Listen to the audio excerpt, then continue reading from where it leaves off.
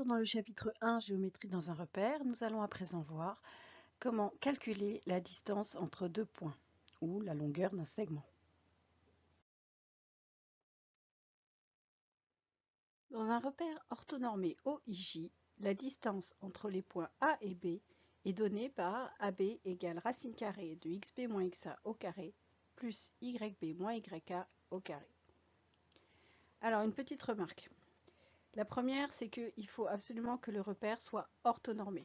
Cette propriété ne fonctionne que si le repère est orthonormé. Contrairement à la propriété précédente qui nous donnait par exemple les coordonnées du milieu d'un segment, celle-ci était valable dans tous les repères. Or, pour pouvoir calculer la distance entre deux points, il faut que les axes soient perpendiculaires et qu'ils aient la même norme, c'est-à-dire la même unité de longueur.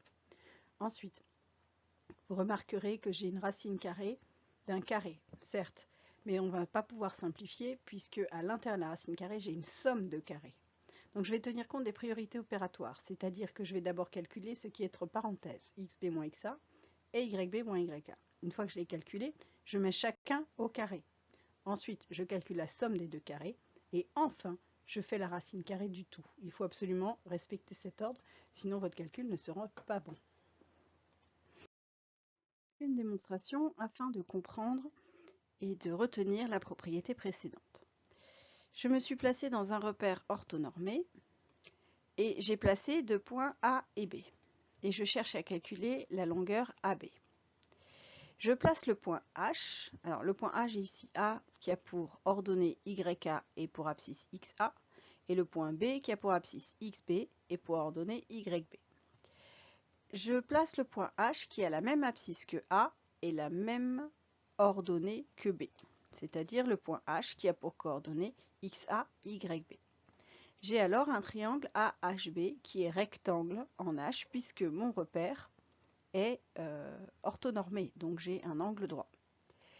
D'autre part, la distance entre le point H et le point B, c'est l'écart entre l'abscisse XB et l'abscisse XA, donc la distance c'est XB moins XA.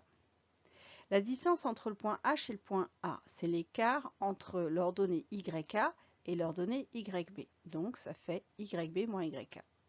Et enfin, la distance AB, c'est la distance que je cherche à calculer. Donc, je me place dans le triangle AHB, rectangle en H, et j'utilise le théorème de Pythagore. J'en déduis que l'hypoténuse étant AB, j'ai AB au carré égale HA au carré plus HB au carré. Et donc, AB carré égale HA carré, c'est YB moins YK, donc ça fait YB moins YK au carré.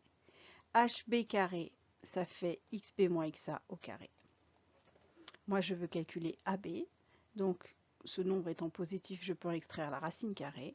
On en déduit que la longueur AB est égale à racine carrée de YB moins YK plus XB moins XA au carré.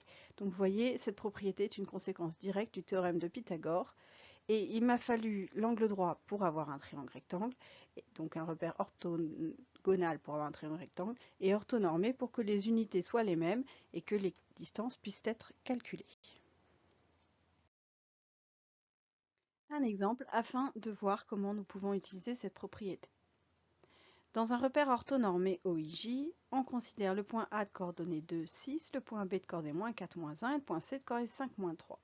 Et on vous demande de déterminer la nature du triangle ABC. Déterminer la nature d'un triangle, c'est dire si ce triangle est rectangle, isocèle, équilatéral ou si a priori il n'a aucune propriété particulière, on dit qu'il est scalène.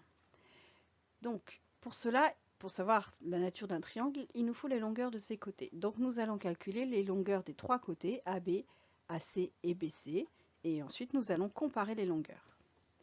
Je suis dans un repère orthonormé, par conséquent, je peux utiliser la propriété précédente. J'ai le point A de coordonnées 2, 6, ça veut dire que XA égale 2 et YA égale 6. B de coordonnées moins 4, moins 1, donc XB égale moins 4 et YB égale moins 1. Donc j'applique ma formule. Longueur du côté AB égale racine carrée de moins 4, c'est-à-dire XB moins XA, moins 4, moins 2 au carré, plus moins 1, moins 6 au carré. Moins 4, moins 2, j'ai dit tout à l'heure, je commence par les parenthèses. Moins 4, moins 2, ça fait moins 6. Donc ça me donne moins 6 au carré. Moins 1, moins 6, ça fait moins 7. Donc j'obtiens moins 7 au carré. Moins 6 au carré, ça fait plus 36, puisque moins fois moins, ça fait plus. Donc moins 6 au carré donne plus 36 et moins 7 au carré donne 49. Faites attention quand vous utilisez cette formule, vous n'aurez jamais de moins à l'intérieur de la racine carrée, pour la bonne raison que vous avez toujours des carrés, et qu'un carré étant toujours positif, vous aurez forcément des nombres positifs à l'intérieur de votre racine carrée. Ensuite, 36 plus 49 est égal à 85, donc AB égale racine carrée de 85. Ceci est la valeur exacte. Comme je vais devoir comparer les longueurs, il faut absolument que je garde les valeurs exactes. Ensuite, je calcule la longueur du côté BC.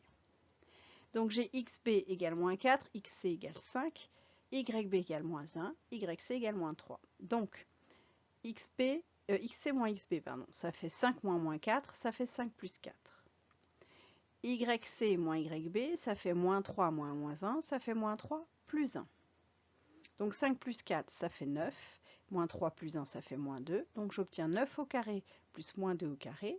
Maintenant, je calcule les carrés. 9 au carré, ça fait 81. Moins 2 au carré, ça fait 4. Donc j'obtiens 81 plus 4, ce qui me donne 85. Enfin, je calcule. Alors déjà, j'obtiens que le côté AB est égal, la mesure du côté AB est égale à la mesure du côté BC. Donc j'obtiens déjà que j'ai un triangle au moins isocèle. Ensuite, le côté AC. Donc je fais XC moins XA. XC ça vaut 5, XA ça vaut 2, donc ça me donne 5 moins 2 au carré. Plus YC moins 3 moins 6. Donc moins 3 moins 6 au carré. 5 moins 2 ça fait 3. Moins 3 moins 6 ça fait moins 9. Ensuite je mets chacun au carré. 3 au carré ça fait 9 et moins 9 au carré ça fait 81.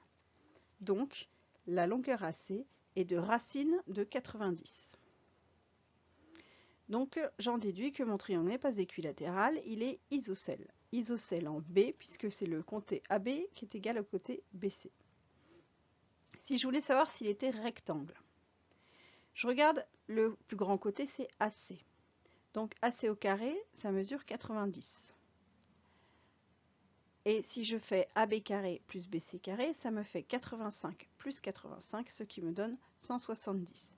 170 est différent de 90, donc par contraposé du théorème de Pythagore, le triangle ABC n'est pas rectangle. S'il avait été rectangle, j'aurais rédigé, enfin puisqu'on ne me demandait pas de détails en plus, je ne suis pas obligée de rédiger que le triangle n'est pas rectangle. Mais s'il avait été rectangle, il aurait fallu que je rédige et que je le prouve en utilisant la réciproque du théorème de Pythagore. Donc conclusion, on en déduit que le triangle ABC est isocèle en B car la longueur BA est égale à la longueur BC.